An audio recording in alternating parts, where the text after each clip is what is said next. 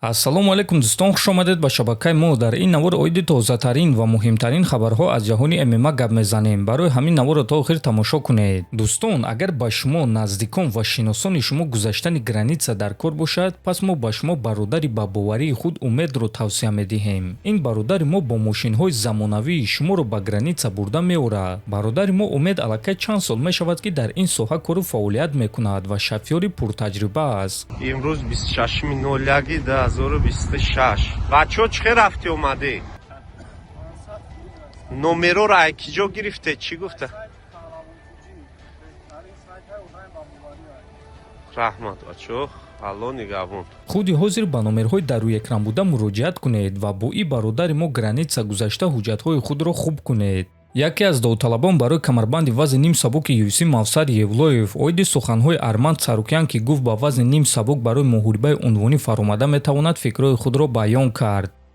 хуб мешавад агар ки Арман бо Жан Силва ҷангад. мо бо Арман якҷоя тамрин карда будем. мо ҳамсуҳбатем ва дӯстем ва ман оиди ӯ ягон чиз гуфтан намехоҳам. лекин камарбанди чемпионӣ дар вазни ним сабук аз они ман аст ва ман ба ягон кас иҷозат намедиҳам ки оиди камарбанди ман ҳатто гап занад, гуфтааст Евлоев. хотиррасон мекунем ки Мавсар Евлоевро муҳорибаи довталабӣ зидди Лерон Мёрфи интизор аст ки муҳорибаи онҳо рӯзи 21 март дар турнири UFC Лондон баргузор мегардад. ана оиди худи Арманд Сарукян бошад, пас шаби гузашта ӯ оиди муҳориба барои камарбанди BMF ки байни Чарлз Оливейра ва Макс Холлоуэй мегузарад фикрҳои худро баён кард.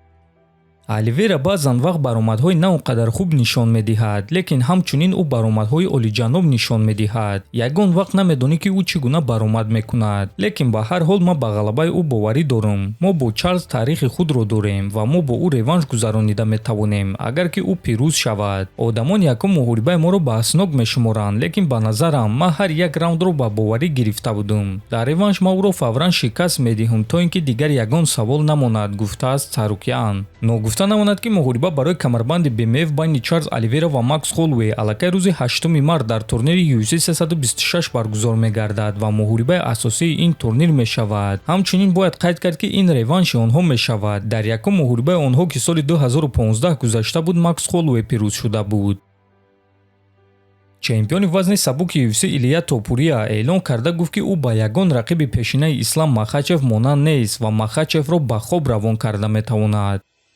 ба ҳамагон маълум аст ки ин муҳорибаро ҳама интизоранд, лекин намедонам ки бо кадом сабаб ӯ ин муҳорибаро қабул накарда истодааст. баъд ӯ бисёр гап мезанад. аз дурӣ истода гап задан ва маро танқид кардан хеле осон аст, лекин вақте ки мо бо ту ба октагон мебароем, ту мефаҳмӣ ки ман Ҷек Дела Маддалена нестам. ман ҳамаи он рақибони пешинаи ту нестам. ман тамоман дигар гунаям ва вақте ки дасти рости ман ба ту мерасад, пас мефаҳмӣ ки туро хоби хеле ва хеле дароз интизор аст, гуфтааст Топурия. хотиррасон мекунем ки чанд рӯз пеш Илия Топурия ҳамаи мушкилиҳои шахсии худро бартараф карда тамринҳоро оғоз кард, лекин ҳоло ҳам рақиби навбатии ӯ таъин шудагӣ нест, аммо эҳтимолан рақиби навбатии ӯ Ҷейсон Гейҷи шуда метавонад.